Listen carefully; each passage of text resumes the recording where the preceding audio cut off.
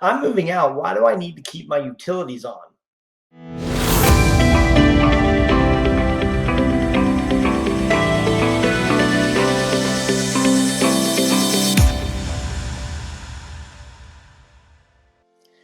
Hey everyone, Rich Dallas, Berkshire Hathaway, the Dallas-Fincham team, and today we're going to talk a little bit about when you're moving, what you should do with your homeowner's insurance and your utilities.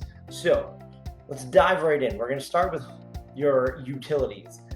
It is best, even if you're selling your house and you don't live there, best to keep your utilities on if you can, and it's not costing you that much, because a house is going to show far better with the lights on.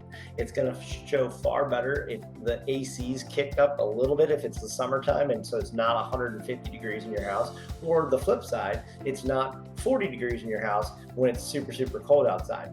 Also, that's going to help protect your utilities or your pipes from freezing, because if it gets too cold in your house, in our climate, your pipes could freeze and that could be a mess. Now that leads me into the next step of this process, and that is your homeowner's insurance. When should I cancel my homeowner's insurance? You shouldn't cancel your homeowner's insurance until you are walking out of the closing. That should be the first person you call to say, hey, congratulations, I just closed on my house.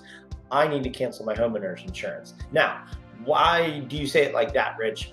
Because let's say you're scheduled to close on May 1st, and you say, call your homeowner's insurance company April 15th and say, hey, I'm closing on May 1st. I'd like to cancel my policy.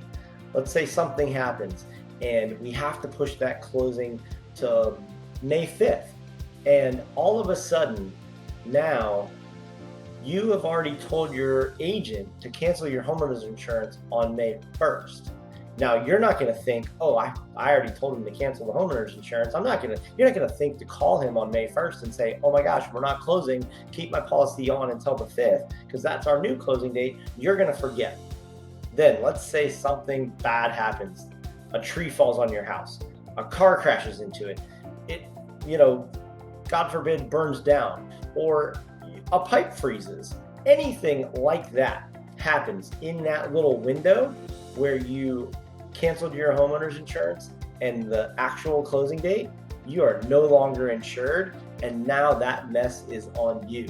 And the likelihood of the buyer sticking around in order for you to figure out how to get it fixed, if it's something costly, is going to be slim to none. So that buyer's probably going to walk away, then the deal's going to fall apart, and you've got a mess on your hands, and now you're not closing on May 5th.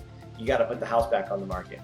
So don't cancel your utilities until you close on the house, and don't cancel your homeowner's insurance until you're walking away from the closing, because that is going to be the easiest for everybody involved.